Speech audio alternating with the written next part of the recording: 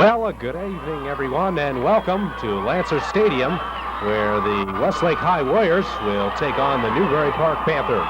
Good game tonight, Jim.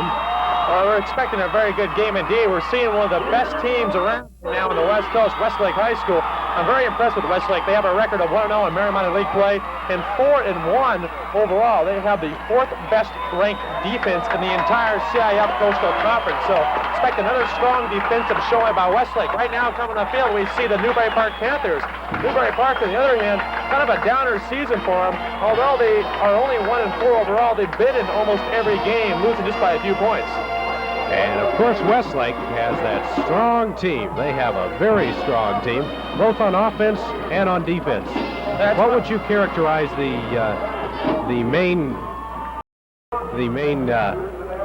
best feature of the Westlake High defense? That's easy for you to say. Well, the best thing I like to say about the Westlake High, of course, is their defense. We watched them last week, and Westlake had that swarming defense. They are very, very quick on their feet. They have very, very quick linebackers and defensive linemen, and a very big defensive front four also. They're good, and they're going to have to beat them. The only way you're going to beat Westlake's defense is to tire them out. On the other hand, Westlake has a very, very good offense also. They are ranked 9th overall in the CIF Coastal Conference. Right there you see the Westlake High offense brought up now on your screen. Their quarterback, Chop, very, very good arm he has. The only problem is he seems to be a little inconsistent when he's, at least what I saw him last week, a little inconsistent. Coach, their head coach last week was a little disappointed in their offense. Right now you see the starting Newbury Park defense. And I'm very impressed, like I said, with this defense earlier. One of the best defenses around, ranked 4th in the entire CIF Coastal Conference. They only allow 6.6 points a game. That's very, very good. It's hard to win a game when you're only going to, if you're the opposing team, by only scoring 6 points. So we've got a good football game tonight, and the Newbury Park Panthers have won the toss and chose to receive. They will be receiving on the right-hand side of your television screen tonight. So we're about ready to get under action here at Lancer Stadium. Good football action right here on Store Cable Sports. Westlake coming to tonight's game with a record of 4-1 overall. First place in the Marymount League with a record of 1-0 overall. As I said earlier, Newbury Park comes into the game with a record of 1-4. So we're getting ready for the start of the action, and for the play-by-play, here's Greg. All right, thanks a lot, Jim. Kicking the ball for Westlake will be John Puckett, and he gets the referee's signals and is about to kick off the ball. A low line drive kick. It goes back to Stocco, and Stocco's got it up to about the 29-yard line. So Stocco got the ball to the 29-yard line before he was brought down on the play by Jim Grand Prix.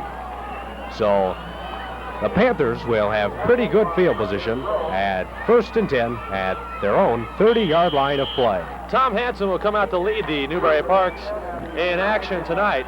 He's their quarterback. He wears number 10 as you see him break the huddle for the first play of tonight's game. Okay, and Newbury Parks on offense as Hansen's at quarterback, and he's going to pass the first play. He's got his receiver downfield, who is Randy Howard, and the pass is incomplete. Short throw. Oh, what happened was, second, Hansen released the ball. His back foot slipped underneath him, causing the ball to go on a downward flight too early. Too bad he slipped. I don't know if the field, what kind of condition the field is. It's been dry out here in Thousand Oaks, so he just fell over his own feet there when he threw. 2nd and 10 for the Panthers, still at their own 30-yard line of play. And this time, carrying the ball is Conahay, and Conahay gets about 3 yards on the play. Correct that, that's Ken Robinson, the ball carrier. Gain of 4 on the play. 3rd and 6 for the Panthers. Game just underway, 11-16 left to go here in the first quarter. Clock running. This will be the 3rd play from scrimmage for Newbury Park. So 3rd and 6 as Hansen brings his team up to the line of scrimmage. He's back to pass once again, and he's got his receiver downfield, who is Mike Hand. And Hand is close to that first down marker, and they're going to give him that first down. I'm surprised at the amount of passing Newbury Park's coming out and doing. Oh, we They're really didn't throwing that ball. We didn't see that last week whatsoever in the Newbury Park game, but I'm glad to see Hanson coming up throwing the ball. We might see an exciting game here. These two teams are very, very have a very good crosstown rivalry going here, and big crowd on hand, vicious crowd on hand to say the least. 1st and 10 at the 41-yard line. Stokoe's got the ball, and Stokoe gets up to the 46-yard line and into Westlake territory. So Stokoe had a good run into Westlake territory. 1st and 10 for the Panthers. The Panthers are moving the ball early in the ball game. Very surprisingly indeed moving the ball against a strong Westlake defense. I'm really surprised so far. So Hanson has got a 1st and 10 in Westlake territory at the 46-yard line. And this time Stotko's got the ball, and Stotko gets about 2 yards on the play before he's brought down by number 77, who is Eric Peterson. Simple off tackle to the right side, a power play, you can call it. They run the power to the strong side. Not much room as the Westlake High defense came up strong, so we'll have a 2nd and 8 coming up right now. 2nd and 8 at the 42-yard line of Westlake High School. And Hanson's back to pass with that quick short pass, and it's complete, or it's ruled incomplete. It was intended for Mike Hand. Mike Hand running a simple comeback pattern to go down and out and back towards the quarterback. Good throw by Hanson, good strong spiral, but it was a little bit off the mark. Hand tried to make a good catch on a dive, didn't come up with it. 3rd down and 8 coming up. Big play right now defensively and offensively. And in the game at fullback is George Conahey. And Hanson's going to keep it himself. Quarterback sneak up the middle. However, he is about 3 yards short of that 1st down as he's brought down on the play by number 75, Dave Bally and Craig Slavin. Well, they surprised everybody in that play, including the Westlake front four, but the secondary was able to get in to get Hanson. They're going to go for it here on 4th down. 4th and 3, they're in kind of like a no man's land right now where it's too long for a field goal, but not long enough to punt the ball. So we're going to go for it. 4th and 3, and now they call timeout. So maybe a wise decision by quarterback Tom Hanson. He might like to talk it over with head coach Ken Cook. Hanson, I guess, did not like the call that Cook brought in. Hanson might see something different up there to gain the 3 yards. It's always good to talk it over with your coach. There you see right now, Hanson and Cook talking it over. The quarterback has more of a view to see where the opening is and has more of a feel than the coach does. The coach will bring in the play, and the quarterback thinks that play will not work, go for those 3 yards for the 1st down. He'll call timeout, and they'll discuss it. Very important to have a good quarterback that can think. Coach is the coach's best friend. There you see, Kid Cook is the man in the black. There is the Newbury Park man. And the offensive coordinator, Art Bugg, was the man in the gold. So we'll have to see what Hanson will do in this situation. 4th and 3, he can throw that quick out pass, or he can run it himself with that quarterback draw up the middle. So we'll have to see what he'll do. They're going to go out in I formation. This is a power situation right now. They switch to the pro. Conahey gets the ball, and he's not going to have that 1st down as he's brought down at the line of scrimmage by McNeil, and McNeil made a beautiful tackle on that play. So the Warriors will have a 1st and 10 at their own 37-yard line of play. A very good tackle indeed. I disagree with that call. They try to go to the outside. Why not go back to the inside or even quarterback sneak? Get a chance here to see the Westlake offense work for the first time. So Westlake has a 1st and 10 at their own 37-yard line of play. And they're back to pass on the first play of scrimmage. Up the middle is Steve Bagley. And Bagley is going to go to the 10, 5, all the way in for a touchdown. That was just that big opening right up the middle, Jim. Well, it's one of those type of plays. On the team that I play on, we like to run the very first play like that. It's a play-action pass, and you send the tight end long up the middle. That play is always open if you run it the very first play of scrimmage like that, and it'll work. The pass is right on the down to the tight end. It's a tight end streak of a play action pass. Oh, I love to see that. So McNeil is in that odd formation, and he yields to kicker John Puckett. And Puckett will kick it. Holding the ball will be Baring Fisher. So we'll see if Puckett can get that ball in. It's up, and it's good. So wasting no time on their first offensive series, Westlake scores, and with 8:36 left to go in the first quarter of play, Westlake puts a quick 7 points on the board. How do you analyze that play, Jim? It was right up the middle, and it didn't look like the coverage was expecting something like that. Well, what happened was, on that play, again, it's a play-action pass. It's a fake to the fullback through the middle. The cornerbacks went for it, so did the linebackers, leaving the middle wide open, because that's where the the fake for the run was. The wide receivers were split wide, taking the cornerbacks with them. The tight end one-on-one against the strong safety. The strong safety, I think, got sucked in on the play-action pass, leaving the tight end wide open to play. The chop put it right on the numbers. Touchdown, just like that. So Westlake looked very impressive on that last play, getting a quick touchdown, and that 7 points has got to mean something to those Westlake Warriors. As kicker John Puckett is about ready to kick off. Gets a high line drive kickoff. Brian Huey gets it, and he is tackled at the 15-yard line. In to make that tackle was Scott Bowman. You should see the Westlake High bench right now. The coaches are jumping up and down. We get a shot of that. The Westlake coach is giving his players high fives, and I've never seen a team and a bench fired up like this before as the Westlake Warriors. Well, they've got to be motivated after that quick score, and that gives the offense a lot of confidence in this game, as Newbury Park's going to have the ball in their own territory, 1st and 10 at the 15-yard line. Robinson gets the ball, and he is hammered in there. In on the tackle was number 75, Dave Bally. And boy, that was a beautiful penetration tackle by Bally. It sure was. What that was is a trap play. You run to the weak side and have the strong side guard pull over and open the hole. The hole was open for a quick second. He got that hole, but then somebody else came to plug it up. 2nd and 9 for the Panthers. Tom Hansen, the signal caller. And Hansen's going to pass the ball out quickly to Hand, and Hand's got some running room in there. He gets up past the first down and a little bit more. We'll have to see where they're going to mark the ball. Looks like about the Jim. I think Newbury Park's strategy, they like to get the ball to Hands as much as possible.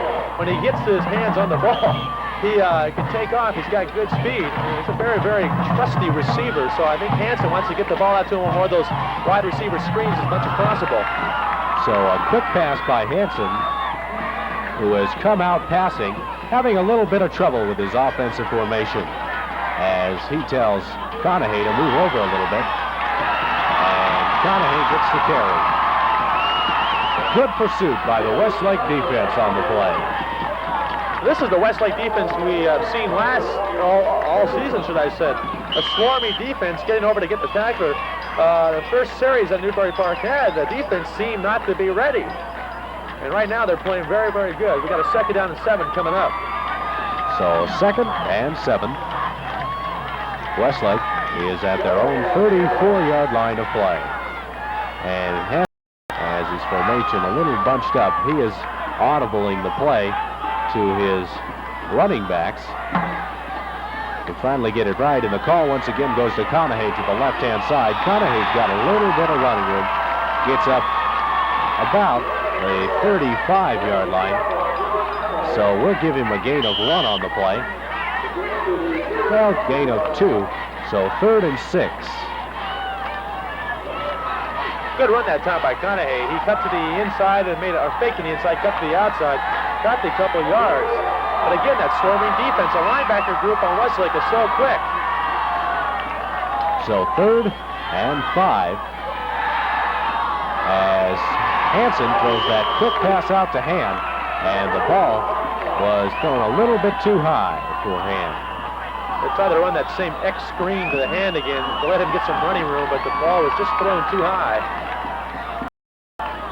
Newbury Park bench. Of course, their coaching staff right there. So Newbury Park will have to punt the ball away. Back deep to receive is Dave Bakos. Punting the ball will be Ed Goffley. And Bakos lets the ball bounce once, picks it up at his 20, gets up to about the 30-yard line before he's finally brought down by a group of Westlake tacklers. In on the initial tackle for Westlake was number 77, Eric Seed. Although Westlake leads at 7-0, this will be their only second play from scrimmage all game. They already had 6 minutes tick off here in the first quarter. Remember, they scored on their first play of the game. So 1st and 10 for Westlake at their own 30-yard line of play. This time they're going to keep the ball on the ground, and with a little bit of success, as Iverson's the ball carrier, and Iverson gets a first down on the play. Iverson got up to the 42-yard line. So Westlake can do no wrong on the offensive plays, as they've only run 2 plays from scrimmage, and both have been very successful. One for the touchdown, and that last play was a 12-yard gainer. And Iverson carries the ball. Somebody moved, Greg, or we had too much time. They had to, they blew the whistle before the play went off. So we'll have to see what the referee calls will be. Offsides is the call against Westlake. So that'll set them back 5 yards. Instead of a 1st and 10, it'll be 1st and 15. So 1st and 15 and 36-yard line. Good shot there on Storr. You saw the referee around the sidelines. We've got our 1st and 15 now coming up for Westlake. So Westlake, 1st and 15. As the ball goes up the middle once again, we've got flags in the backfield. And the flags were thrown immediately, so that might be another offsides call against the Westlake team. Illegal motion will be the call against Westlake. So now they will have to go back to a 1st and 20 situation. So Westlake is having a little bit of problem with those offensive line penalties.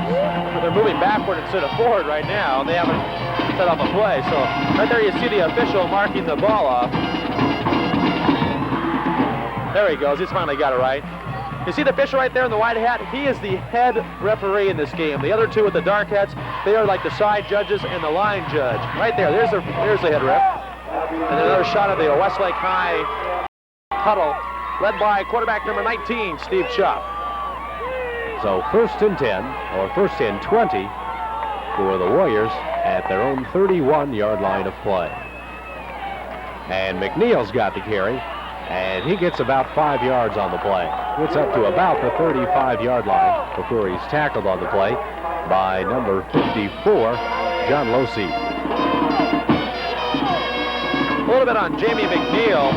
A few weeks ago, he was named the Player of the Week, and that was in the very first week of the season in a 21-8 win over West Torrance. Jamie McNeil was the Player of the Week in the for Westlake High that day. 2nd and 15, and Iverson gets the call, and Iverson gets nothing on the play as he's brought down by number 33, Brandon Rowe, or that would be Scott Beeman. No gain on the play, still 3rd and 15. See if Chop comes out throwing, or Westlake is just intent to keep the ball on the ground and then punting. See if Steve can come out and do the same thing he did in that very first play of scrimmage for him. Chop is back to pass, and he was looking for Bagley up the middle, but Newbury Park had the play covered. He's still on his feet, and the ball is intercepted on the play. Making that interception for the Panthers was Matt Harrell. So Harrell gets up to the 32-yard line of Westlake, where the Panthers will have a 1st and 10. Chop went back to pass that time. The blitz was on. He escaped 2 different tacklers, rolled to his lap and threw up a Hail Mary, and it was picked off. Chop would have been better just to throw the ball out of bounds. So now Newbury Park with a big break there on the 37-yard. in Westlake territory and threatening to tie this game up. Instead of the 32, Jim corrected me, 37-yard line as Chop pitches back to Conahey, and Conahey loses yardage on the play as it's beautifully read by Craig Slavin. Also in on the tackle was Jim Crowley. We mentioned at the beginning of the broadcast that Westlake's defense is very, very stingy. They're only giving up 6 points a game, and you can see why in that last play. They swarm all over the field as soon as they find out which ball carrier has the ball. Seems like there's 3 to 4 to 5 different blue jerseys surrounding him in about a second. A loss of 5 on the play, 2nd and 15, as Hansen is back to pass. He's being chased. He gets the pass off, and it's completed to Ed Gothwaite, but Gothwaite is going to lose yardage on the play. The screen was beautifully read by number 51, who is Craig Slavin. So loss of 2 on the play, 3rd and 17 at the 43-yard line of play into Westlake territory.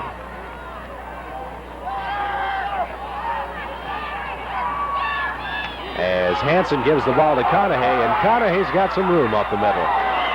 He gets up to the 31-yard line. Flag goes down after the play, Jim. I think we're going to get a late hit, and I'm really going to have to say I disagree with this late hit. That's what they're going to call. You saw Conahey, as soon as he was grabbed, you saw his head kind of be jolted. He got a shot in the back. Now, what the referees might call here is a spearing violation. You cannot spear a guy. What I mean by that is you take your helmet and hit him in the back with it. That's what one of the Westlake High defensemen Conahey there, and the referee was right on top of the play and called it. This is what the call was, personal foul spearing. So right now we got a first down and Newbury Park threatening. 1st and 10 at the 15. They're going to try to call it tight tonight. They've got a crosstown rivalry, and they certainly don't want any fights tonight. 1st and 10 at the Westlake 15 for Newbury Park as Conahey takes the ball, and nicely read by the Westlake High defense. In on the tackle that time was number 28, Keith Efferoff. Once again, another prime example of that swarming defense. As soon as Conahey got the ball, there was about 4 blue jerseys all over him. No gain on the play. 2nd and 10 as Hansen is waiting for his play to come in from the line of scrimmage. And coming in with the play was number 43, David Corella. Hansen gives to Conahey once again. Conahey is brought down after about a gain of 3 yards by Craig Slavin. You know what I'm seeing, Greg, is that the holes are opening up the middle. But the second that hole opens up, a linebacker comes in and plugs it up. So what you see is very, very smart linebacking play and quickness. To be, a successful team on defense, you got to have quick linebackers. It's hard finding them. But Westlake seems to have a group of 4 that are really incredible. So 3rd and 6. They gave him 4 on that last play. Hansen's in trouble, and he throws the ball away. Intended for his receiver downfield, who is Mike Ham. Correction on that play.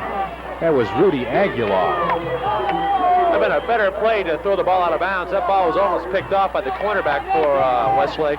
Hansen almost made a big mistake. Now there's a situation, so Newbury Park trying to get some points on the board here early. 30 seconds left to go in the first quarter. And George Conahey will be in to kick. Go, guys! 25-yard field goal attempt is no good. Off to the right-hand side.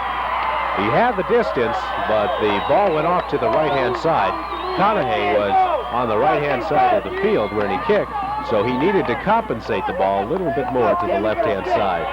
Well, the importance of a field goal kicker we talked about last night with the Darren Libinati, the field goal kicker for Thousand Oaks. You got a real good kicker, you're going to win a lot of ball games. 1st and 10 for the Warriors at their own 20-yard line of play. And they're going to keep it on the ground this time. Carrying the ball up the middle as there's a flag on the play. was Joe Iverson. We'll have to see what that penalty was. It was thrown late in the play.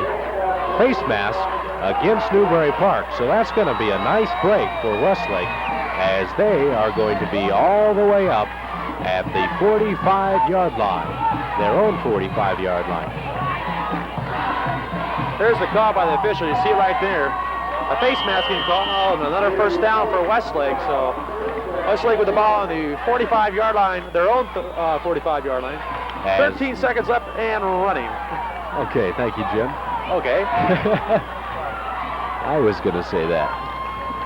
And they're going to keep it on the ground and run out the rest of the first quarter. At the end of the first quarter, Westlake has a lead of 7-0. What do you think Newbury Park is going to have to do to come back here? Well, they've showed that they can run on Westlake. Westlake's come up with two good defensive plays. That was the 4th and 3, and then on the 3rd and 8 play where they were threatening for the touchdown. Hansen has to mix it up a little bit more. He's going to have to run and throw. But the problem that's happening with Hansen right now, every time he wants to throw the ball, there's been a strong rush on him. He's either have to scramble out of the pocket, or he's been having to throw off the back foot, which is, you're not going to complete very many passes that way. So his front line's got to get him some extra protection. The only way to do that is to leave your running backs in to set up the block, so he has that extra 2 seconds to throw the ball. So 2nd and 7 for the Warriors, as we're about ready to start the second quarter of action here at Lancer Stadium. Good high school football rivalry here. And a flag's going to go down right away. That head referee saw something in the Westlake backfield that he didn't like too much. Illegal will be the call against Westlake. Evidently, Westlake has got some movement on the line. They've got 3 of those penalties. They had an offsides penalty, an illegal motion penalty, and now an illegal procedure penalty. So they're going to have to solve that problem. Well, George Contreras is going to have to sit down with his offense at halftime and say, hey, what's going on? You're costing us yards by moving too early. So that's one thing they'll talk about at halftime for sure. 2nd and 11 as Joe Iverson carries the ball. Tackle on the play was made by Gary Stotko. Gain of 4 on the play. 3rd and 6. Big third down play coming up for Westlake right now. But I think more important, it's a big third down play defensively for Newbury Park. If they can stop Westlake here, they can get the ball back and then somehow establish some type of ball control drive, they can get that Westlake defense very, very tired. So the beginning moments of the second quarter of play here, as Scott Winkler carries the ball. Tackle on the play was made by number 56, Dan Levy, and Tim Robertson. Very surprised that George Contreras did not decide to put that ball up in the air on that 3rd and 7. Decided to keep it down on the ground. It didn't go anywhere. So right now it's a punting situation for Westlake. Of course, Contreras has that 7-point lead in his hip pocket right now. So I guess he's going to play around with that a little bit. As the ball is punted away, and they're going to let it roll. And it's down at the 20-yard line of play. So that was a 40-yard punt. Westlake will have to start 1st and 10 from their own 20-yard line of play. See what Newbury Park's quarterback Tom Hansen can do right now. He's going to have to really lead this team and get them some points, or at least let them keep the ball for a while, march them down the field, let them know, hey, we can move this ball offensively against Westlake's defense. 1st and 10 from the 20. As Hansen hands off in his backfield. Stotko was the ball carrier. Tackle on the play was made by Bill Feyender. Gain of 1 on the play. 2nd and 9. So we'll have to see what the Panthers can do, especially, as Jim was saying, Tom Hansen. If he wants to throw that pattern to the side, that short out pass, he's going to have to throw it very and he can't lob the ball as Conahay gets the carry. And Conahay gets close to that first down marker. So nice carry by Conahay. Good running by Conahay. He read his blocks perfectly and his hole, hit him right on the nose. He had both hands on the ball, which is very, very important when you're going to run through that traffic like that. It sort of reminds me a lot like Larry Zonka, just straight ahead, bull forward, and do exactly textbook running through those holes. He hits it nice. He did get a first down on the play, so 1st and 10 from the 31-yard line as Conahay gets the carry on that same play right up the middle. And this time it didn't fool as many people as it did before, as Craig Slavin was in on the tackle. They seem to be running the powers now to the left and right side, but they're trying to run the powers off the center's block instead of the tackle's block, or guard's block, should I say. See if they want to go more outside or inside. Let's see what this kind of play is. So 2nd and 6 is the situation as Conahay gets the ball once again. And he's going to be sacked up in the middle by that interior of the Westlake defense. The blocking wasn't there that time. They tried to run off the center's block once again, and I think either somebody blew an assignment or there was a very, very good defensive play, because as soon as Conahay got to the line of scrimmage, there was nothing. 3rd and 3 for the Panthers. They are at their own 39-yard line of play, as they have 3 split receivers, and the ball is pitched to Conahay. Faked reverse to hand, and Conahay gets up to the 45-yard line. He gets the first down and about 3 yards more, so nice play. And a very good call by Coach Ken Cook. Very impressive call indeed. The entire Westlake defense went for the fake. That left Conahay room for that first down. That was a very good call. I'm impressed. So Newbury Park tries the razzle-dazzle and gets away with it. 1st and 10 at their own 45-yard line of play. Hanson will give the ball up the middle to Steve Titus. And Titus will get up to... Got a fumble is what we got. Westlake recovers the ball. I didn't even see that play. Well, I heard people yelling fumble, fumble, but neither team was reacting to it. Then suddenly I see Dan Sifferman take his hand up and says, hey, I got the ball. So a big break for Westlake and a kind of a downer break for Newbury Park. They seem just when they were moving the ball again, they make a mistake on the fumble, and Westlake gets the ball back. So 1st and 10 for the Warriors at their own 40, or at the Newbury Park 49-yard play. And Iverson's going to get the call, and he's got a little bit of running room up the middle. In on the tackle that time for the Panthers was Scott Evans. Gain of 5 on the play. 2nd and 5 for the Warriors. So the Warriors will have a 2nd and 5 situation at their own, or the Panther 43-yard line of play. And they're going to keep the ball up the middle with Iverson. Oh, a correction on that play. That was Winkler. In on the tackle for the Panthers was Tim Robinson. Gain of about 2 on the play. 3rd and 3. You got a shot at the Newbury Park coaching staff. Coach Ken Cook on the far side. Very concerned coach indeed. 3rd down and 2 coming up.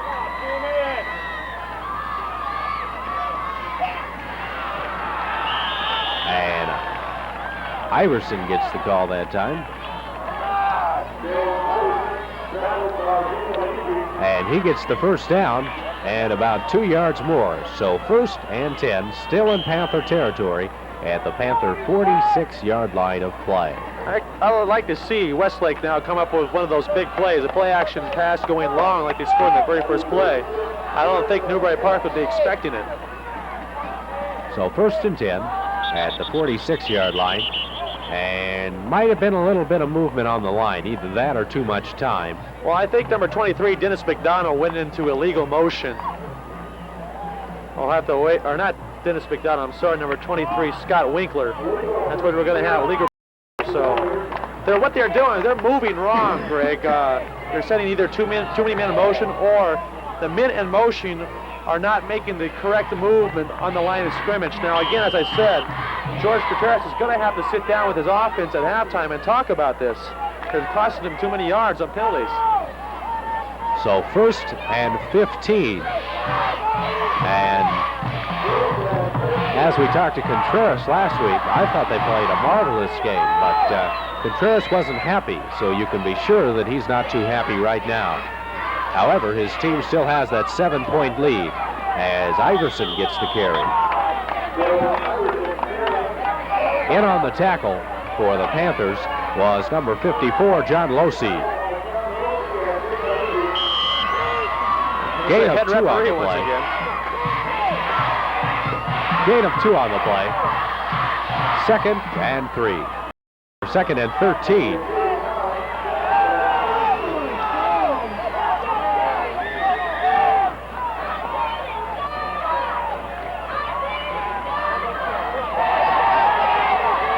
Pass on the play, and the pass is complete, and in for the touchdown. The receiver on that play was Bill Feander.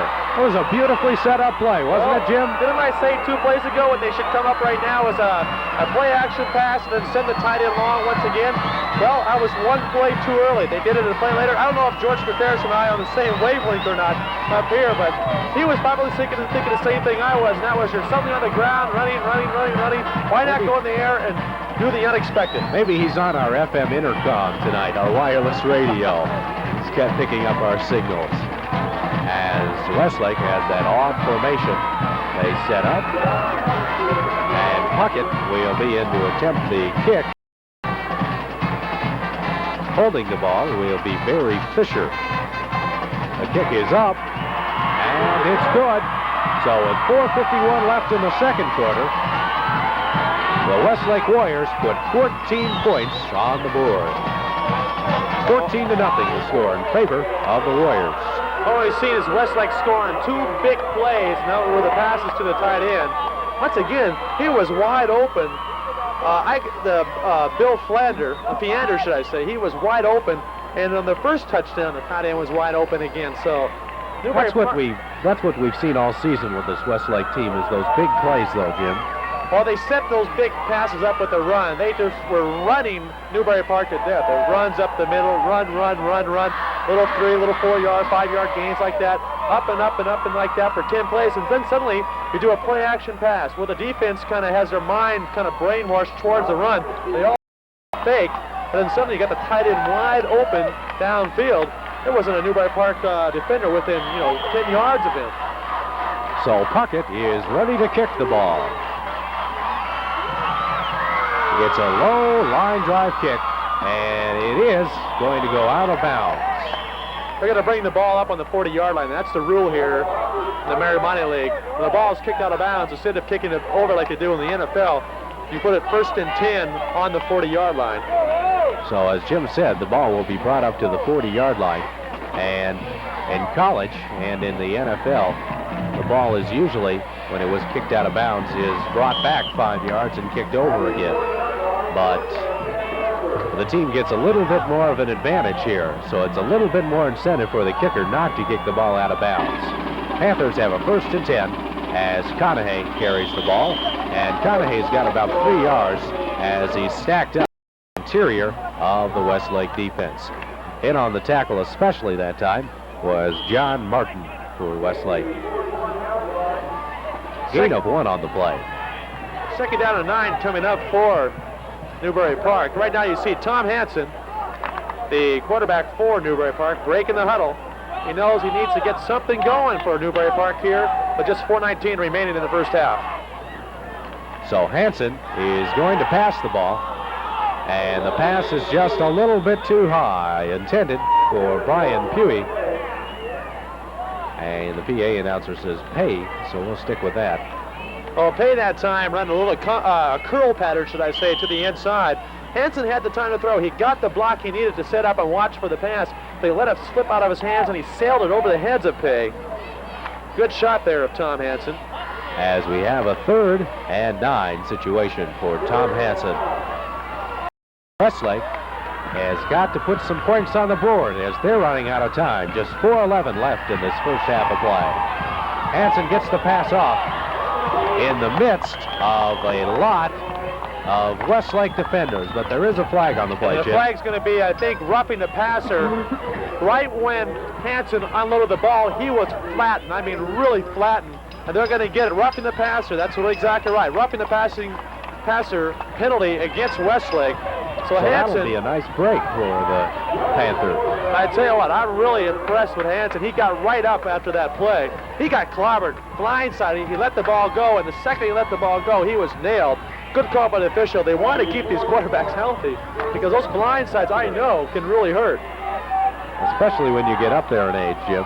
Yeah, it's true. That's old men, right? And Hansen is in trouble on the play. And he is smothered on the play. In initially to tackle him was Craig Campbell. And that Westlake defense just came right in there. That offensive line for Newbury Park just looked like a sieve that time, Jim. Yeah, they just went right through him. Hansen had no time, not even to look who was out there open. For Hansen to be effective, he's going to have to get the time, and he's not getting it right now. 2nd and 17. As Newbury Park is setting up their offensive formation. Hansen audibles a lot on the line. He did that time as he hands off the ball to Conahay. What would he be audibling on the line there, Jim? Well, if the coach wants the quarterback to audible a lot, what happens is the coach brings a call in, and if it's a play that's, say, run up the middle and the defense is set for a play like that, you're going to have to audibilize off it. Now, if a coach likes the quarterback to call a lot of audibles, what he'll do is just say, check with me on the line in the huddle. And the quarterback will look, see what is open, because what the defense is playing, then call a play right on the line of scrimmage. And Hansen is back to pass. He's got hands upfield, but the ball is overthrown. Well, Hansen's also triple covered on the play. No way that pass was going to be completed. Jamie McNeil broke up the play, and as Jim said, he was triple covered on the play. So that's not a smart pass to throw for Hansen, and if it is going to be thrown, it has to be thrown right on the money. Well, Hansen that time should have looked him off and gone to his secondary receiver. He didn't do it that time. Now we have a 4th down, a punting situation coming up for Newbury Park. And a low kick, trying to angle the ball out of bounds, and looks like the Panthers will mark the ball dead at the 1-yard line. So nice kick on the play. An excellent coverage indeed by Newbury Park. They got down there and just let the ball down to the 1-yard line before they fell on it. So that's a good cover. That's hard to do, is getting your men down there to be able to keep that ball out of the end zone, and they did a good job indeed. And Westlake will have a hard time driving with just 2:30 left in the game, or left in this first half of play. It's kind of hard for a high school team, even as good as Westlake, to accumulate a 99-yard drive with just a little over 2 minutes remaining in the first half of play. And they're going to keep it on the ground, keep it safe there. Joe Iverson was the ball carrier. Tackle on the play for Newbury Park was made by Matt Harrell. That was a big run for Iverson. They gave Westlake a little bit of room now to work. Quarterback Steve Chomp was in his own end zone taking a snap, so now they got the ball at the 5-yard line. Chomp will not be in the end zone when he takes a snap this time. They got a little bit more room. There's a coaching staff right there. You see some of the coaches for Westlake. And 8 for Westlake, as they're going to keep the ball up the middle. They want to keep that, as Chop keeps the ball, they want to keep that ball on the ground. However, there is a timeout called on the field. You see the coaching staff going out there right now. The offensive coordinator right there is going to go out and talk to his team. As the Panthers are going to call timeout on the field.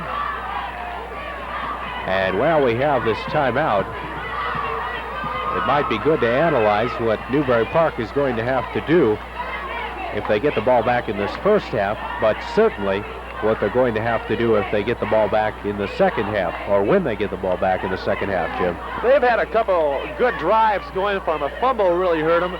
Then they try to go for it in 4th down, and they did not make it there. They have proven they can move the ball at times against Westlake. The problem is they have been making mental mistakes and also the physical mistakes like the fumble. So if they can this week They're not out of this game whatsoever. They're trailing 14-0, but they've shown they can move the ball offensively on Westlake. So hopefully they can regroup at halftime. Coach Cook and the rest of his coaching staff can get together. Here's a shot there up, Coach Cook. As we're ready to start play, 3rd and 4 for the Westlake High School Warriors. And they might throw the ball in the air, although I'd expect them to keep the ball on the ground on this play, as Chop is going to do exactly that. Getting a little bit of running room, but not enough, is Jamie McNeil.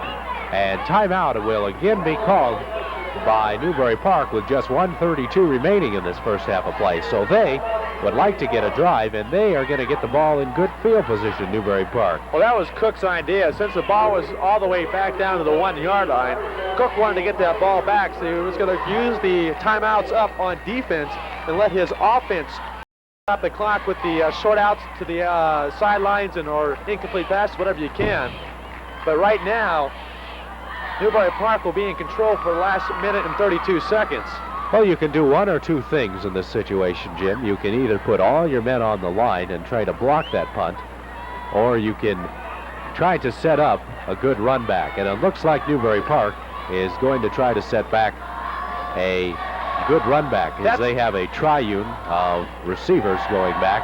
The deepest receiver is Mike Hand, and he's standing back at the Westlake 48-yard line to play. That's what I was going to say. I was expecting them to try to go for the run back. The better the field position, the better they're off going to be with only a minute and a half left. As the kick is a high, short kick. Hands is going to let it bounce, and it bounces to the 40-yard line. That was a 60-yard kick from where he was in his own end zone, not from the actual line of scrimmage. He got a very, very good bounce. Not exactly what Newbury Park wanted them to do. They were hoping to get the ball on the 40-yard line, but on the Westlake 40-yard line. See, they're in their own territory right now. And they are in their own territory at the 41-yard line. So the Panthers did not get the ball in the field position they would have liked to have it in, as Hanson throws the ball off, and it is blocked by one of the Westlake defenders. I think the man who blocked it on that play was Jim Crowley. So Crowley making a nice play. Hanson that time wanting to go to the outside and just threw the ball a little bit low. Of course, that front four for Westlake, they're huge. You're going to have to throw the ball over them to get the ball to them. They don't have the size of Hanson here, so I don't know actually what his height is.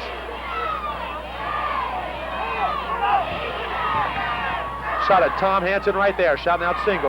Hanson is going to keep the ball on the ground to Conahay, trying to use the element of surprise, and it works for 8 yards worth of surprise.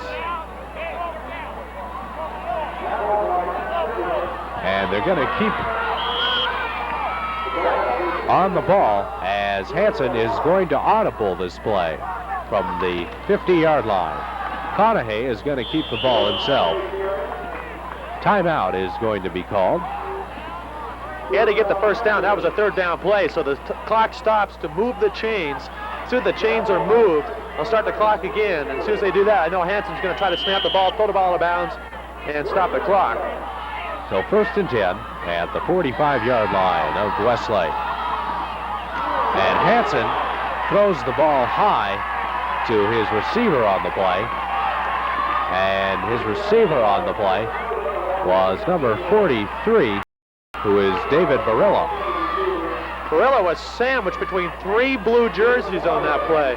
I tell you what, this Westlake defense is amazing. They have been triple coverage. It seems like all the Newbury Park receivers have been triple coverage no matter what, every play. Hanson's going to have to look off the primary receiver and go to his secondary receivers. That's the only way he's going to do it. And Hanson should not throw that ball so high for his receivers, because they just get crunched by that Westlake defense. He's in trouble on this play as he throws the ball off to Gary Stotko, and Stotko does not get out of bounds, and they do not have a timeout. He just fell on a play when he tried to turn around. That really hurt Newbury Park. 19 seconds remaining and the clock running. So this could be the last play. Time is running out. Hanson is audibling the play from the line, and he's going to try deep. And the pass is well overthrown, and that will end our first half of play. It will not end our first half of play. They stop the clock with 2 seconds left. So 4th and 15. Well, the only thing here to do is just chuck the ball along, send every single receiver downfield. In one area is what they're going to try to do. At least that's what you should do. You send all 3 receivers down in one end of the field, have the quarterback throw it down there, and hope for a tip play or some type of miracle to happen. So as they say in the beer commercials, Hansen is going for the gusto. 4th and 15. And of course he's going to go back to pass, and he is going to be tackled on the play before he can get that pass off, and that ends our first half of play with our score: the Westlake Warriors 14 and Park Panthers nothing. And we will be back in just a few moments with our second half of play.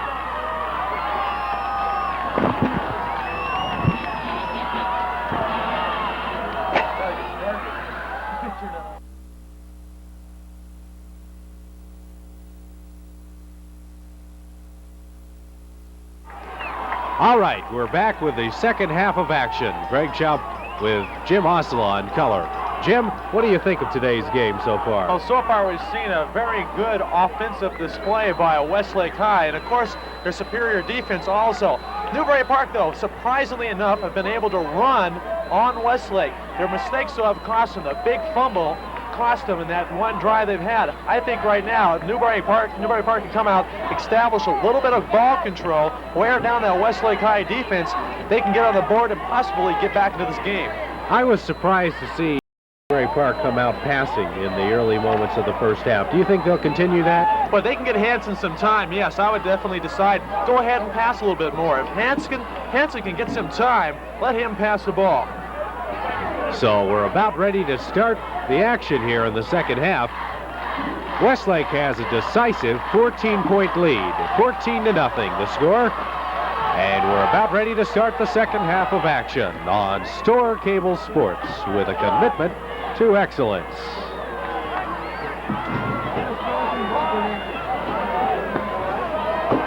So Newbury Park is going to have to come back, as Jim said, with a little bit of ball control and a lot of confidence. As we start the second half of action, George Conahay has got a low line drive kick. It's going to go to the 10-yard line before it's picked up by McNeil. And McNeil will get up to about the 26-yard line, and there are 2 thrown on the field. So we'll have to see what the penalty was. They were thrown at about the end of the play. So waiting for the referee's signals. We don't know exactly what it is. We're still waiting for the official call. The flag's still on the ground, as you see it right there. Now the official going over to pick it up. Illegal block clipping is the call. So clipping against Westlake, and the ball will move back another 15 yards. So Westlake will start deep in their own territory right now, Greg. It'll be moved back to the 10-yard line, which is half the distance to the goal line. 1st and 10 for Westlake at their own 10-yard line of play. We'll have to see what Coach George Contreras has in mind for Steve Chop, his quarterback, and the Westlake offense.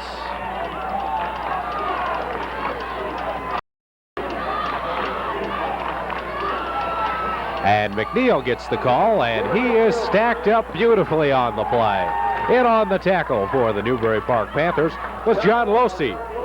And Losey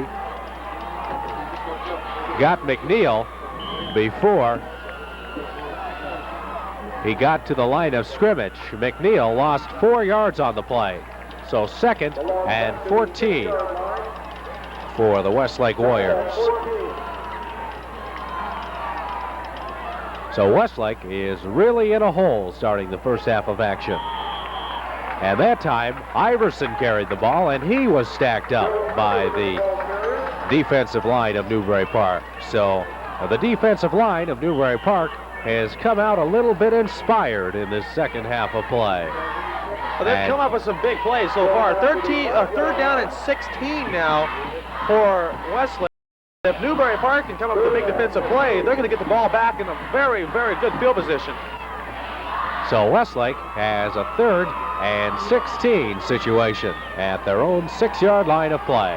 And Chop is going to run it himself. Chop is a good runner, but he doesn't get the first down this time. However, he does gain about 10 yards on the play. He gets up to about the 14-yard line. But, of course, that is not going to be enough for that first down. 4th and 6 will be the situation. Yeah, punting situation, as you said, Greg, coming up right now. Newbury Park, their deep man Hand is stationed about his, or should I say Westlake's 47-yard line. So if you're a Newbury Park fan, hopefully you'll get in some good field position coming up right now. As Newbury Park has that triune of receivers downfield. And Alvaro Lavin kicks the ball out of bounds. The ball goes out of bounds immediately at the Westlake 45-yard line of play. So Newbury Park will have pretty decent field position to start this second half, their first offensive series. Let's see if Tom Hatz can establish something right now. Boy, if you're a Newbury Park fan, this is a prime opportunity time right now to try to get something going. They're trailing by 2 touchdowns to see if they can get one to get them back in this game. So 1st and 10, the 45, Conahay gets the carry, and he is stacked up beautifully by that defensive line of Newbury Park. That's not the way you're going to establish something right away, losing a couple yards in the first play. Hanson's got to come out throwing, but he's got to have the time to throw, though. He's got a good, strong arm. He's shown that, but he's got to have the time. And David Barlia was to meet and greet and say hello and welcome to the second half to George Conahay. Loss of 1 on the play, 2nd and 11. As Hanson's going to try that quick pass out, the pass was lobbed and it was incomplete. The receiver, who was Ed Gothwaite, did not have the ball in his hands long enough. I am surprised that Hanson lobbed the ball on that play, Jim. Well, it was an excellent fake. What it was, you saw it right on the camera, too, up close. The fake was to the first man through, and Hanson made a beautiful fake. Left Gothwaite wide open, and the ball was thrown behind him. Gothwaite had to do a complete 360 to be able to get the ball. And by the time the ball was on his hands, he was crunched by the secondary. And Hanson is back to pass. And he's got his receiver downfield, who is Mike Hand. But Hand could not hold on to the ball.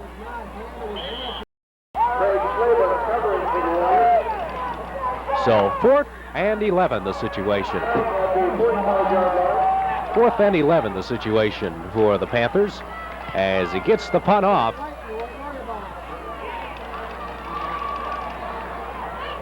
And the Panthers down the ball at the 5-yard line of play. It's too bad Hanson could not, or should I say the receiver could not get the balls in the hand. Hanson made 2 good throws there.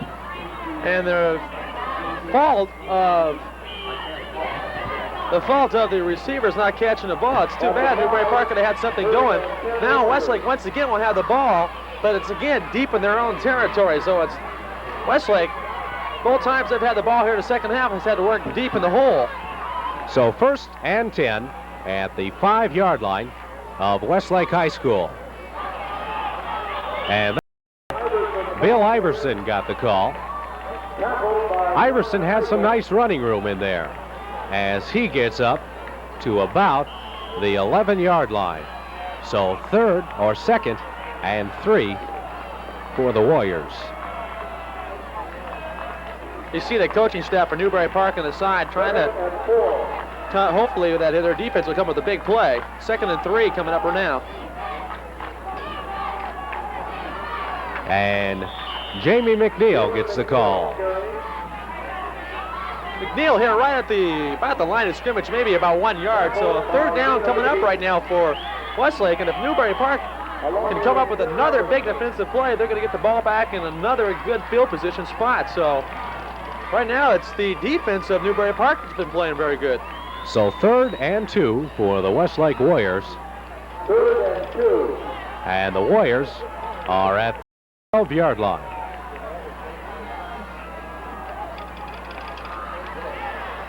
As Iverson gets the call, and he gets the first down as he is tackled on the play by Mike Hand. Well, that was a big third down play for Westlake, Greg. They got the first down. It was a 3rd and 2. The hole was there, and Iverson read it perfectly, got the first down. So they have another 4 set of downs coming up to him now to work from. 1st and 10 for Westlake at their own 20-yard line of play.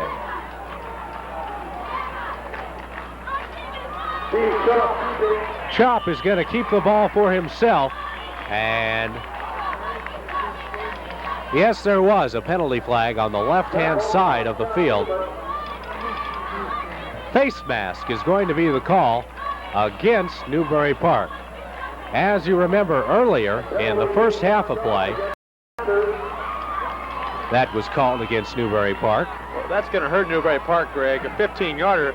Remember, Westlake started deep in their own zone on this drive around the 5-10-yard line. Now the ball's only up to the 37-yard line, and most of it, that 15 yards coming from the penalty. So 1st and 10 for Westlake at their own 41-yard line of play.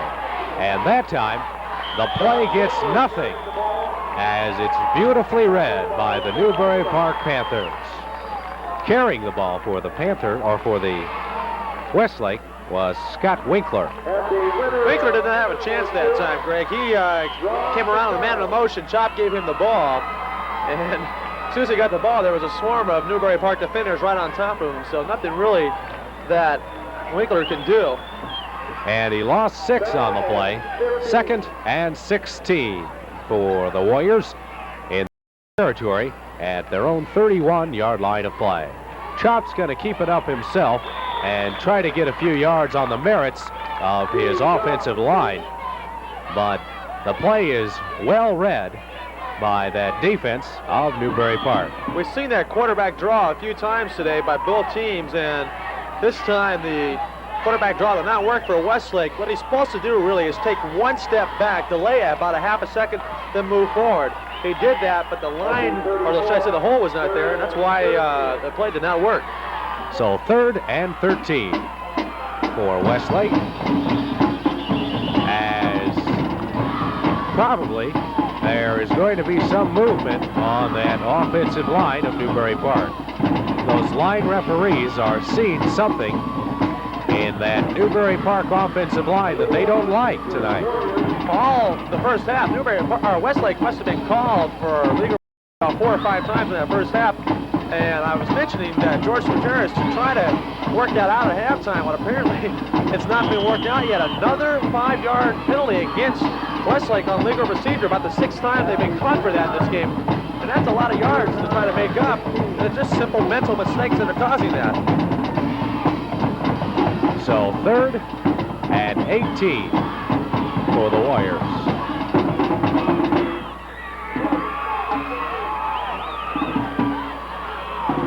As Chop is back to pass, he's in trouble. He gets the pass off. Well, Chop did the right thing that time. He just threw the ball away. He knew that nobody was open, and he was not going to let the ball be intercepted. So instead of taking a gamble, he just threw the ball away. Good play. So it's a 4th down now, and the Westlake Warriors will have to punt the ball. Maybe Newbury Park might get the ball back in good field position one more time. So 4th and 18 as Newbury Park has the 3 deep receivers, and standing back at his own 40-yard line is Mike Hand.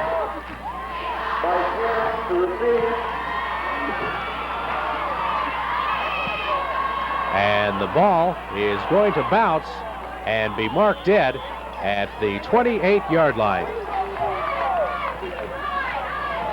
So the ball will be marked dead at the 28-yard line.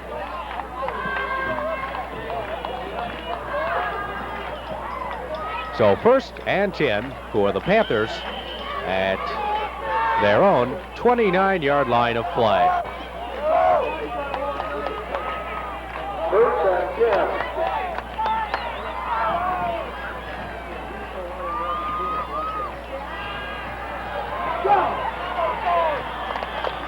And that time George Conahay carried the ball. Tackle by Eric Peterson. Gain of 6 on the play, David McNeil. or 7 on the play. 2nd and 3 for the Panthers. At the 36, 2nd and 3. So the Panthers are starting to drive the ball as Conahay carries the ball, and he gets close to the first down on the play. So they might have to bring this one and measure. No, they don't. They're going to mark it a first down. So the Panthers are moving the ball down the field as they have, well, they are going to measure it. They marked it first, but they decided to bring those chains in. So we're going to have to bring those chains in.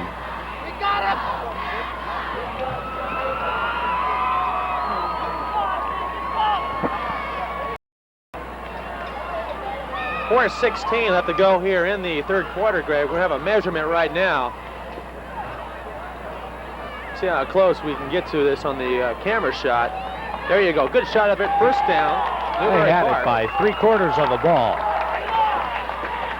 So 1st and 10. They marked that off, Jim, but then they marked it a first down, but then they decided to measure it after that. I guess one of the coaches asked for a measurement. So 1st and 10. Rest, I guess, at the same time. So 1st and 10 for the Panthers, as Hansen is going to keep the ball for himself. we saw Hansen do that earlier again. A quarterback draw, it's called.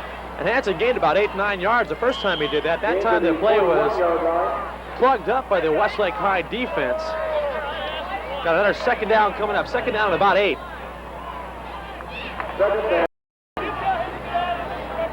So the Panthers, as we call a timeout. Okay, what they're going to tell to do here is to move the players back. There's a rule. We get a shot of the camera. You see the referee right at the bottom of your screen. You see his hat there. And what he wants to do is move the Newbury Park High football team kind of back half a yard or so from the line of scrimmage. That is the rule. And the referee was just saying, just move back, that's all. And he's telling the line judge with the dark hat is telling the head official about the play, or about the why he blew the whistle. So they want to keep those men off the line. It's called bench control, and every good team should have bench control. I know Cal Lutheran does, and they practice it every game. As Hansen is back to pass, and the pass is well overthrown, intended for Ed Gothway. Well, Hansen that time had the time to throw. That's what I've been saying. Give Hansen the time to throw. He should complete the pass. That time he had the time to throw, but as he threw the ball, it looked like the ball kind of wiggled off his hand. Not a good grip on the ball whatsoever, and it kind of floated away like sort of like a wounded duck. And now Newbury Park's faced with a 3rd and 8 situation.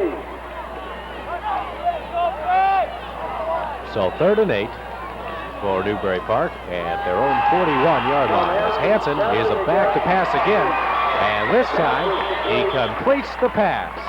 Well, Hansen that time got the time one more again and threw a strike. And now we got a player shaken up. I also noticed on the sideline, number 12, Lance Wilkes, the backup quarterback, was warming up. There's a player down. I cannot see his number, so I don't know who it is, Greg. Did you catch it? The man who caught the pass. It was either Hands or Gothway. You see right now, right on the side of your screen, the trainer and the assistant coach looking over him. I don't know what's wrong, if it's got the wind knocked out of him. He's just not moving. He's standing there, hasn't moved an inch. And we will try to find out what the problem is. You see on the bottom of your screen, well, not now, there's a picture of the injured player. We're still waiting to see who the injured player is. 14-0, Westlake leads it with 3:23 left to go here in the third quarter. There on the sidelines, if you see the ball going back and forth there, that's the backup quarterback playing catch, Lance Wilkes.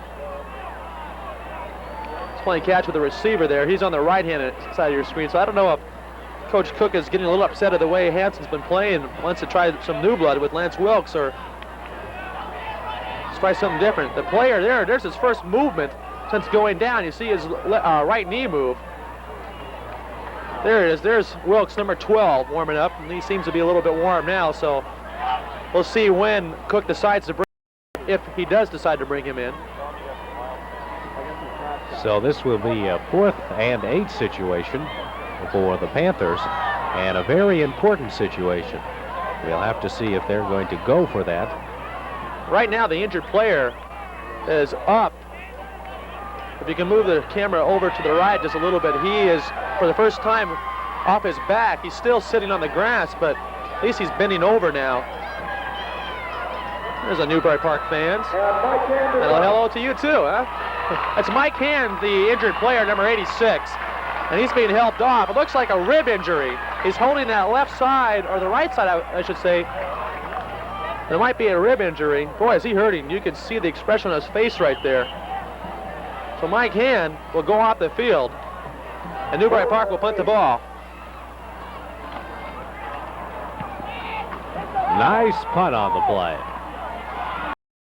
Goes back to Westlake at the 30-yard line, and tackled immediately was Dave Bakos. Making the tackle on the play was Sean Merlin and Dana Levy. So Westlake will take over from their own 30-yard line of play, 1st and 10. And is still on the sidelines. He's sitting on the bench right now. I hope the kid is not hurt. I hate to see that happen in high school football. It happens a lot, but especially with the type of quality player Hand is. A very, very good receiver.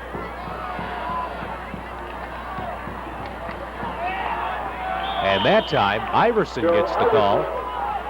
And in on the tackle for the Panthers was number 66, Mike Gambia. He just saw a shot of Hand there on the sideline, being administered by the doctor. And once again, they got Lance Wilkes warming up on the sideline. So we might see another quarterback come in for Newbury when they get the ball back. 2nd and 7. 2nd and 7 for the Warriors. We'll try to get an injury report on Mike Hand for you. As Jamie McNeil carries the ball. And there's not much in there for McNeil that time, as Mike Gambina helps on the tackle. Also, a little help from that defensive interior for the Newbury Park Panthers. 3rd and 8. 3rd and 8.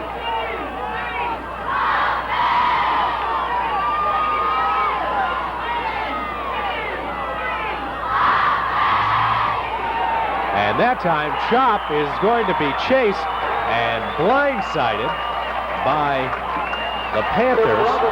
Number 45, Tim Robinson, got it, Greg. Wow, a blitz, and he was untouched. And I tell you what, I have nightmares as a quarterback seeing that happen. I can feel the hurt right now up here in the broadcast booth. Robinson is a defensive end for Newbury Park.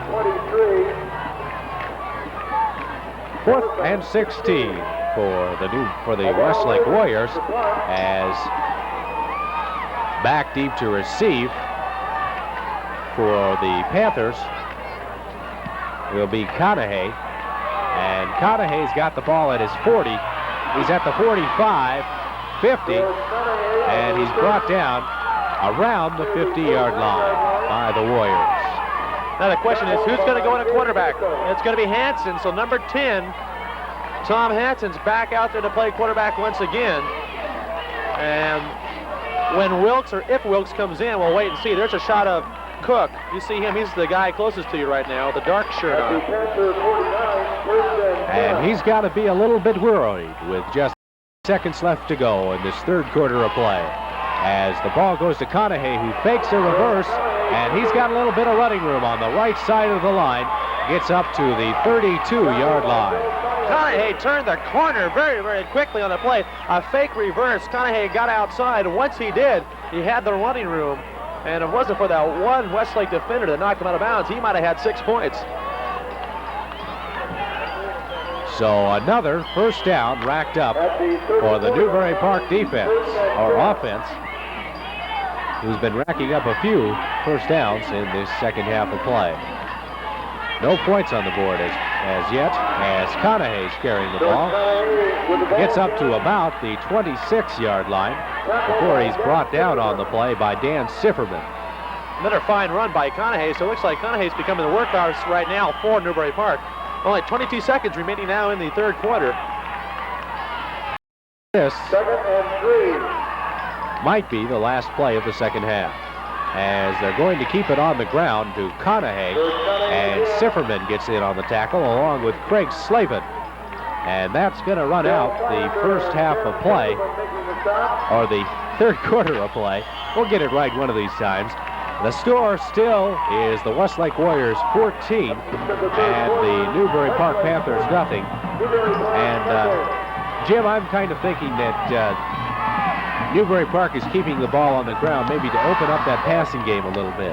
Well, we saw Wilkes warming up on the sidelines. Now, I don't know if that was a psychological factor that Cook decided to do to try to get Hanson, a little psychological boost to say, hey, I might be taken out of this game. I better do something in a hurry. Or that Wilkes was warming up for the intent to maybe possibly go into the game. Newbury Park needs to score here. If they can put 7 points on the board here in a hurry at the beginning of this fourth quarter, they're in this game. They only trail by 2 touchdowns, 14-0.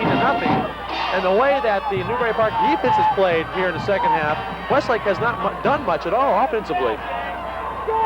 So 3rd and 3 will be the situation for Tom Hanson and the Newbury Park Panthers when they come out from their huddle. Big third down play coming up right now. Probably the biggest of the game. Going to have a timeout on the field. Well, the clock says 11 minutes and 58 seconds left to go, and it should say just 12 minutes. So the clock is 2 minutes ahead of himself. Now they move it up to 12 minutes, or 2 seconds, I think, ahead of himself. Come on, Jim. I'm a math major. For any of you young sportscasters, it might be good for you to major in math in high school and college. And don't take the underwater basket weaving courses, right? As Statko carries the ball. Did he get it? No. It's going to be short. So here comes a 4th down play, and a second 4th down play of the game face for Newbury Park, with which they're going to go for it. They did it earlier in the game in the first quarter. Now they're going to do it. They're going to have to do it. They have no choice. It's going to be about 4th and 2, Greg. Yeah, that's what they're going to say. Well, Statko only gained about a half a yard on the play. They're giving him the benefit of the doubt. Yeah, about a 4th and 2. Very long 2. So this is probably one of the big tests of the game, as Conahay carries the ball, and it looks like he's got that first down. However, we've got to wait for that referee's marking, which is the all-important marking of the ball. If he got the first down, it's going to be because of his second effort. It looked like he was down. He made one leap forward to try to get the extra yard. We're going to bring the chains in, it looks like, to measure. So a time has been called. They're going to bring the chains in indeed. So we're going to let you, the audience at home, judge this for yourselves. It's hard to tell from up here. You see now the chains going out on the field. 11 minutes, 16 seconds left to go in a game. And this measurement is very important.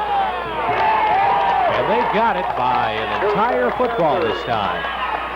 So 1st and 10 in this very important situation, as Jim said.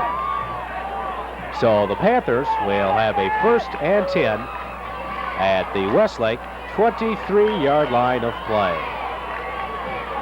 as Hanson brings the team out. They're going to make sure they cannot afford a turnover, any mistake whatsoever. They're going to have to play airless football for the remainder of the game. As Conahay gets the pitch. Missed tackle on. However, Conahay is stacked up by the rest of that defensive line for Westlake High School. Loss of 3 on the play. 2nd and 13. You can't do that, Greg. You cannot lose yardage if you're going to try to get back in this game. Time is a factor now here in the 4th quarter. 10 minutes 36 seconds left to go in running. They're going to have to score very, very quick here and hopefully get the ball back for one more drive to try to tie it up. Remember, in this Miramati League, there's no tie. We'll explain that to you later.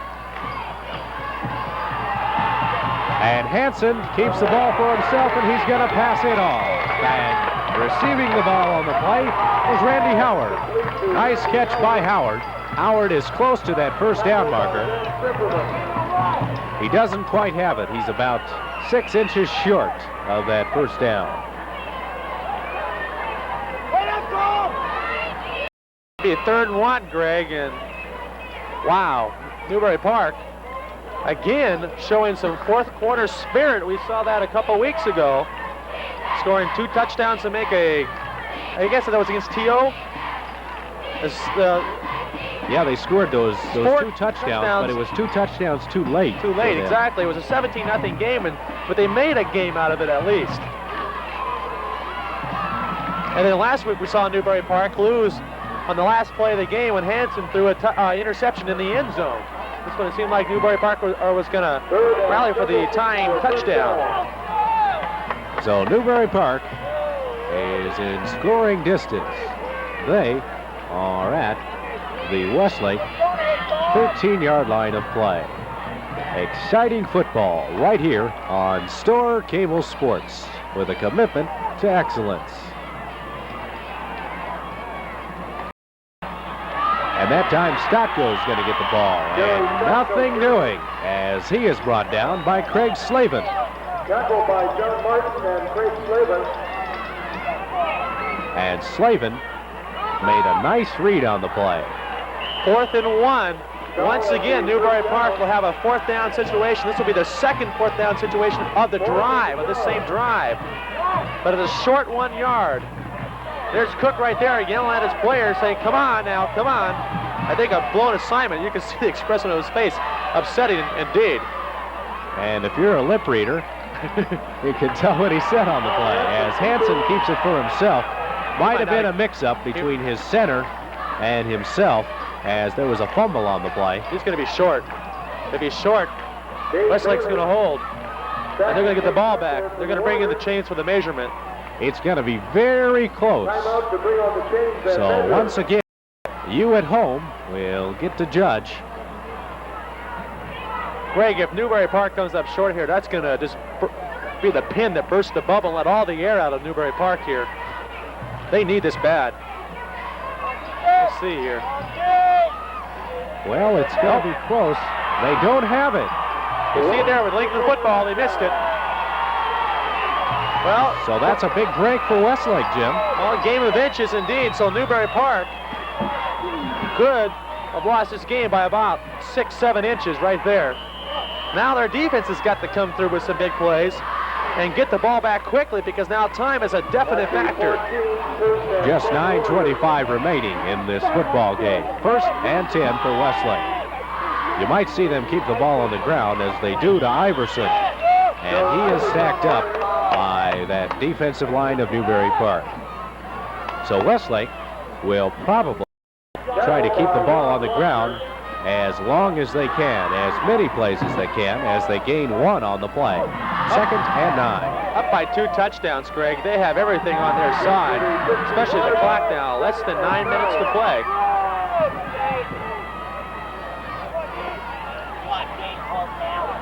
So Steve Chop at quarterback is going to keep it for himself.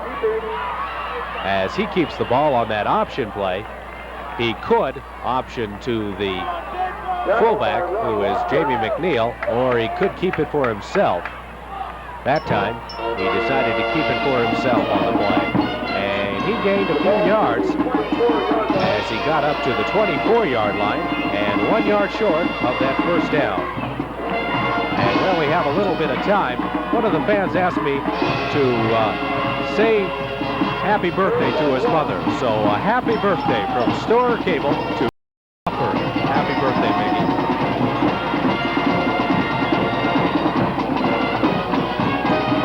Third and 1. And they're very close as Iverson carries the ball. Tackle on the play was made by, well, he's not listed in this program, of course. It was number 56 on the play. They're going to bring the chains in to measure this. If they're short, Newbury Park's going to get the ball back again, but time is definitely running out on them. If they get the ball back, they're going to have to score within 2 minutes to be able to get a chance to get the ball back one more time to try to tie it up.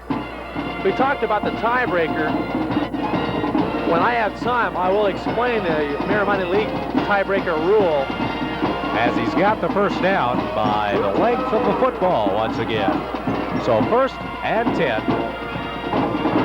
for the Westlake High. they are at their own 25-yard line of play.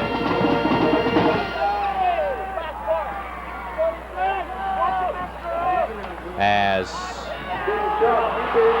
Chop is going to keep the ball. And Chop gets up to the 41-yard line. And a first down on the play. So as we've seen in prior weeks, Chop can run with the ball. Well, he sure can. Big offensive play for Westlake. Time running out. Looks like Westlake might go ahead and win this game, their 5th game of the year. Guess one loss, but again, like the great Yogi Berra once said, it's not over till it's over. And that is so true. As the ball is giving on a reverse to Jamie McNeil. Jamie McNeil is going all the way. 10-5 touchdown, Jamie McNeil. What a play. It was a reverse, but it was a reverse to the inside. I had never seen that. Most reverses are done to the outside of the on the field. Where did they pull that one out of? They pulled that out of George Contreras' playbook is where they did, but I tell you. Must have been on the back play, marked on the back page, marked index or something like that. Exactly. McNeil went to the inside hole right off the guard instead of taking it to the outside like you do on most reverses. And McNeil was untouched all the way to the end zone. Westlake leads it 20-0. As John Puckett is ready to kick, and holding is Barry Fisher. 7:05 remaining in this game, and Westlake has dominated it all the way as they have a 20-0 lead. And the kick is up and good. So with 7:05 remaining in the game, the Westlake Warriors put another 7 on the board, and they have a 21-0 lead. Well, we talked about Westlake's offense. They put on 21 points on the board. But I'm really impressed with their defense once again. They have shut out Newbury Park. Westlake has the 4th-ranked defense in the entire CIF Coastal League out of 34 teams, that is. So 4th out of 34 is not bad. They only give up 6 points a game. So Westlake, Jim, I'm really impressed. Westlake has not played a perfect game, but they have 21 points on the board, so that's saying a lot about the coaching and the motivation of the players, because Westlake has come far from playing a flawless ball game. Well, however, they have had 21 points on the board. Their 3 touchdowns, though, have been on big plays, not like ball control type drives, just big plays. Of course, they scored the very first play from scrimmage on a bomb, and they came out with their second touchdown was on the same exact play back in the second quarter, and then on this play, reverse. So 3 big plays for touchdowns.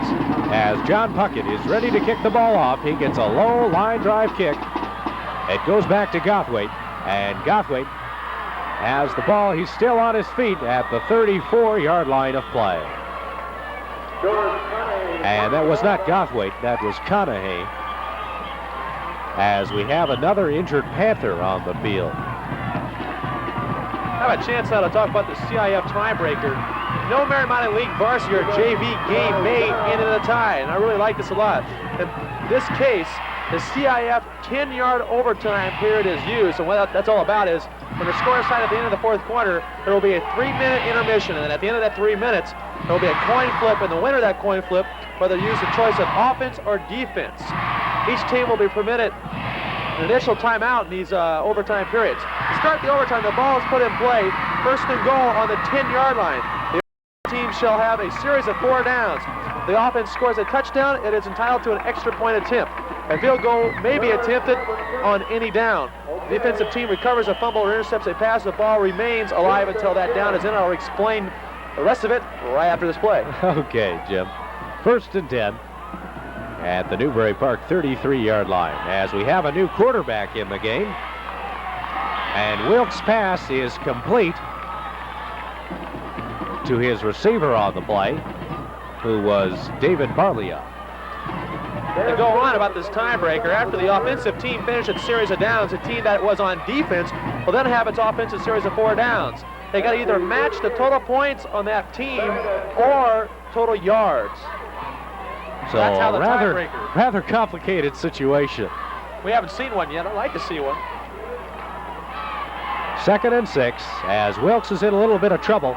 Gets the pass and a tremendous catch is made on the play by David Barlia. I'm impressed with Wilkes. He threw a lot of calm back there, a lot of poise for the young quarterback to come off the bench. Set up, his main receiver, his designated receiver was not open, so he looked him off, went to the backup receiver and hit him. That's the one thing Hansen was not doing. That's why he was not completing the passes, because Westlake likes to triple cover the primary receiver.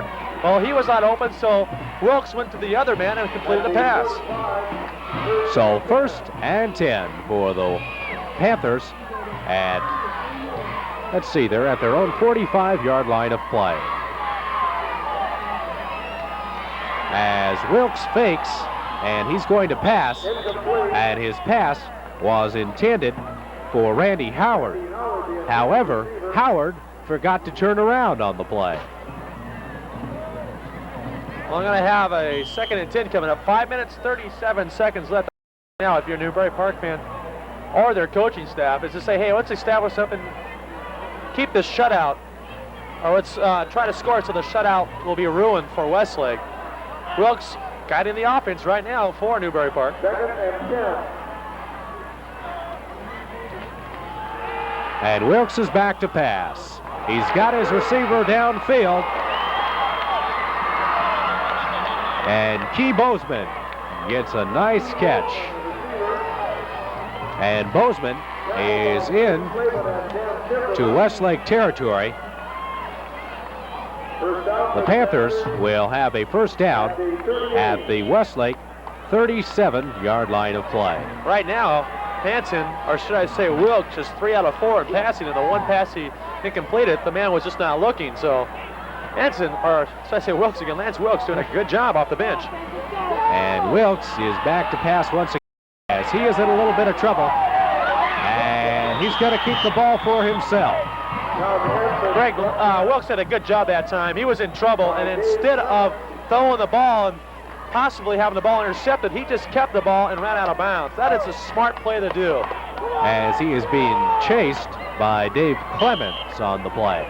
So Clemens made a good defensive play, and Wilkes made the smart offensive play. Referee's timeout on the field. I don't know what the situation is. The referee's pointing at the Newbury Park. They just want to fix the helmet of one of the players. So equipment timeout taken right there by the official. And we're going to have a 2nd and 8 coming up. And he'll wind the clock with just 4 minutes and 40 seconds remaining in this football game. Newbury Park behind by 21 points. As Wilkes is back to pass. He's got his upfield, who is Key Bozeman. And Bozeman was triple covered on the play. Well, Bozeman was actually open, but the ball was thrown about a foot lower. Bozeman would have been able to make the catch, but Wilkes that time sailed the ball a little bit. And when you sail the ball and try to throw over the middle, the deep safety has a chance to intercept it, as he almost stood in that play. And Hansen and Wilkes both do the same thing. They keep that ball too high.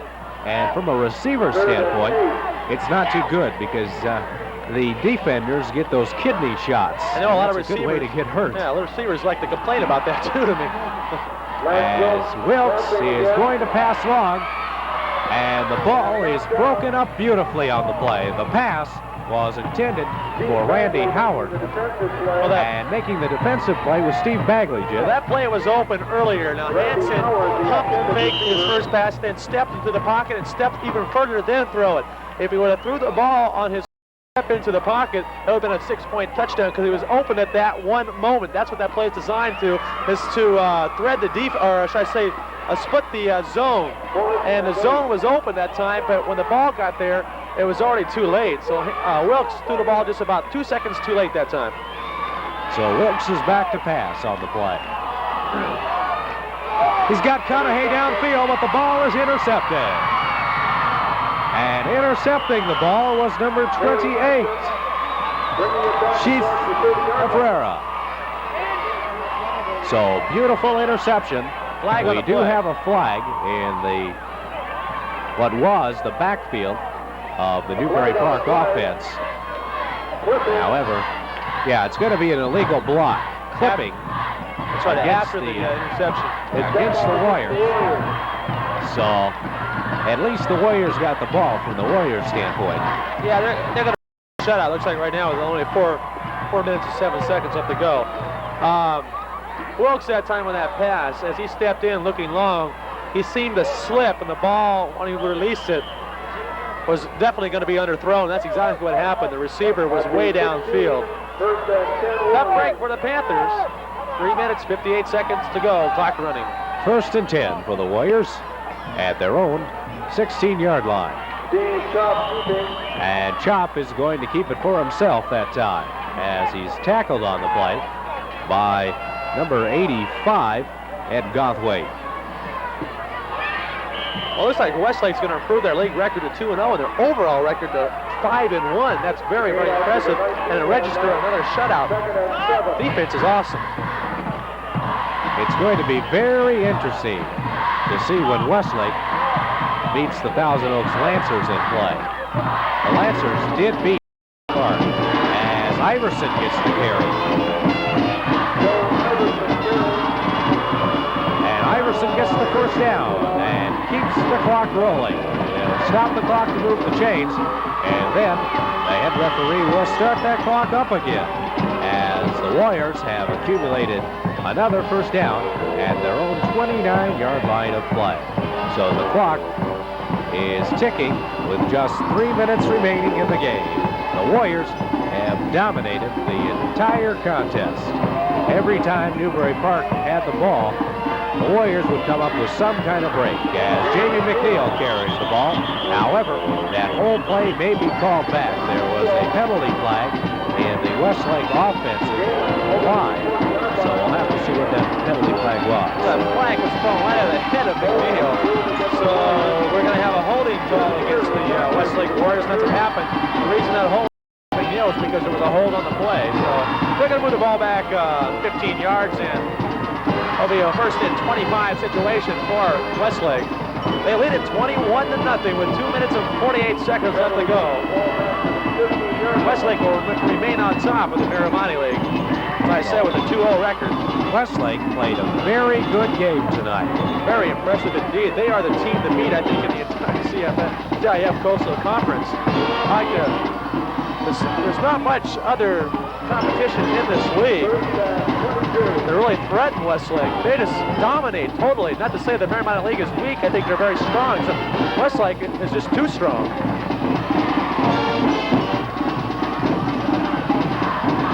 And keeping the ball on the ground is the Warriors.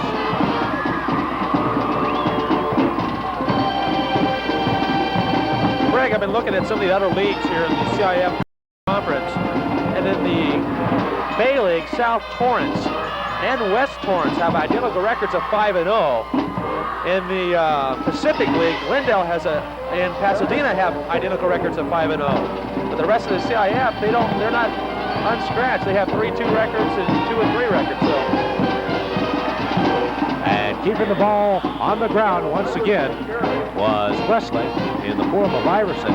And Jim, in that league, in that Bay League, it was North Torrance who beat the Westlake Warriors the last time the Warriors were in the playoffs. So that Bay League is a very strong league. Very strong indeed. They have South Torrance, West Torrance, North Torrance. They kind of dominate that league, I guess Torrance does. Palos Verdes, Rolling Hills, Santa Monica, Centennial, and Torrance. That's all in the Torrance area, all within 10 miles from each other. As McNeil the ball on this time, and he gets up to about the 49-yard line. That was the identical play which they scored a touchdown on, the reverse that goes into the middle of the line instead of the outside, and McNeil almost broke it again. So Westlake has been opening up some big plays here in this ball game. 1st and 10 for Westlake at the 50-yard line. 1st and 10.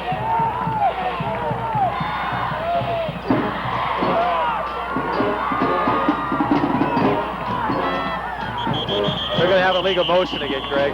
The tight end jumped, or the tight end on the left side jumped on the line. So another illegal motion against Westlake. I like to talk to George Gutierrez at the end of the game and ask him. Well, I know he's going to be working on it this week. This week for sure. Line. That's about the 7th time they've been penalized for legal procedure.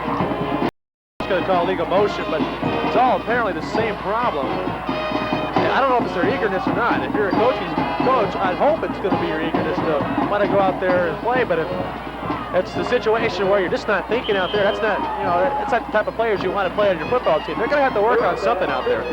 First and 15 for the Warriors. However, no matter what the penalty situation, the Warriors are leading the game 21-0.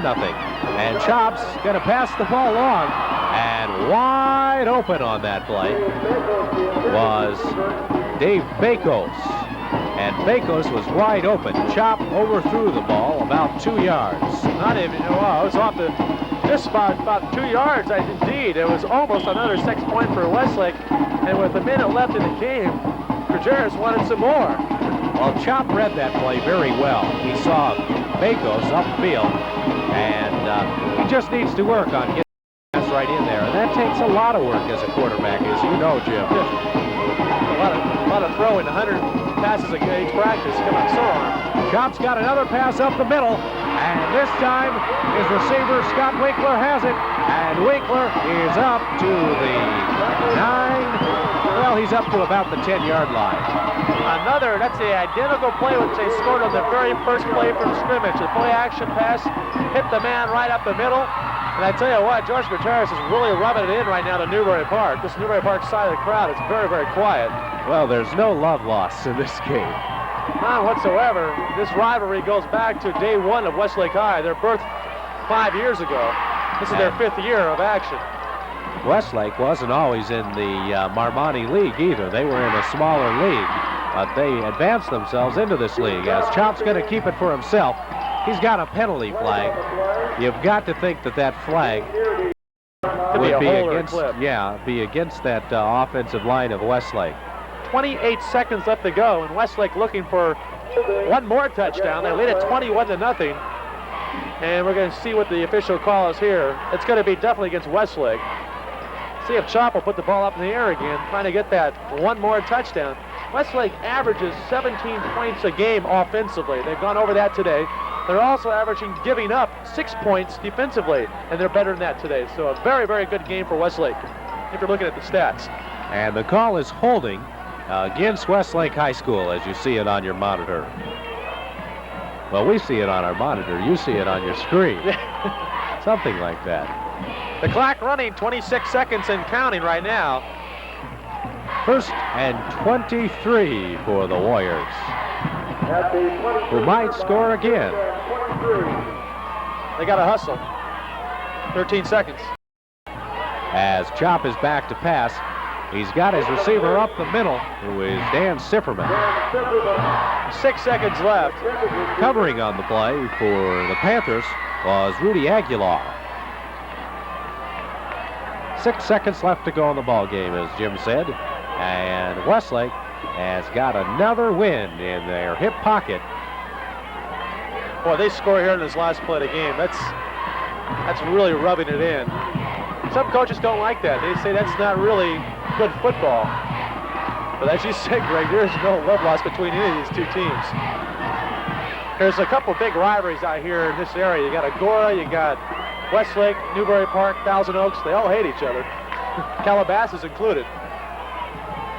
They were all once one big district out here. Then when all the high schools all formed, they decided to spread the talent out to the different high schools around it, being the newest high school. Delay of game is the call against the Warriors. Another 5 yards. So they're going to spend all the time they can deciding on the play. However, the clock is still stopped at 6 seconds, and it will be until the start of the play. So he's got, what, about 30 or 29 yards, I guess, for the touchdown. 28, they're going to say, okay.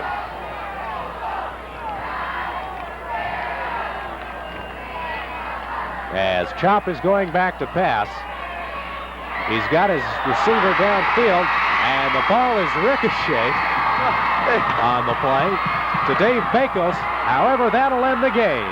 So the Warriors will not score again. However, they dominated this entire game, and the final score being Westlake 21 and the Panthers nothing. And we'll be right back with an interview with the winning George Contreras, 21-0, the final score here at Lancer Stadium. This is your field announcer, Chuck Andrews, along with fathers Corey Norman and Ken Swanson, wishing you a good night. Please drive carefully on your way home. This guy was rubbing it in.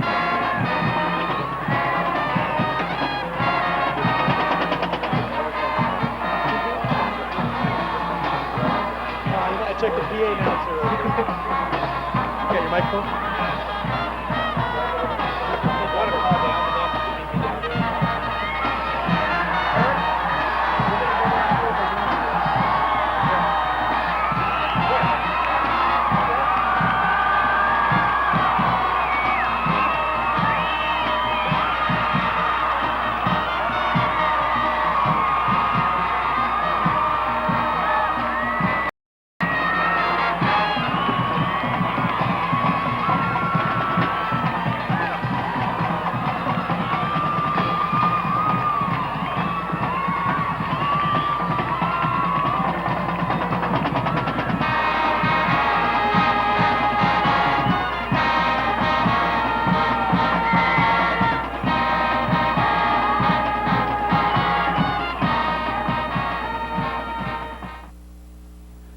Greg Schaup and Jim Ossola here with George Contreras after the game. Coach, what was the deciding factor in tonight's game? Well, I thought our defense again. You know, we had some great hitting on defense, great hustle. Again, when you shut a team out, it's not luck. We made some good stands down here at the deep in the territory when we had to stop them. We did some good job on defense, and then we got some big plays from our offense. The first play, the big pass play, of course, was a big one, and Jim and McNeil's run there at the end to seal everything away was great run. And like I say, you know, I'm disappointed in our offensive consistency like I have been all year. We had a lot of offsides and illegal procedures and things like that really self-destructed ourselves. I think you have to give Newbury Park credit, especially their front 7 and 8 guys in the second and third quarters. I thought really did a job stopping our offense, and then we got some things going again in the fourth quarter. But the defense, and again, Alvaro Lavin had some very timely punts that got us out of trouble, and those were the big things. Okay, thank you very much, Coach, and Greg Schaup, and Jim Ossola, and Coach Contreras here from Thousand Oaks High School Stadium, where the Warriors defeated the Panthers 21-0. Thanks, Coach. Okay, thanks, guys. Good game.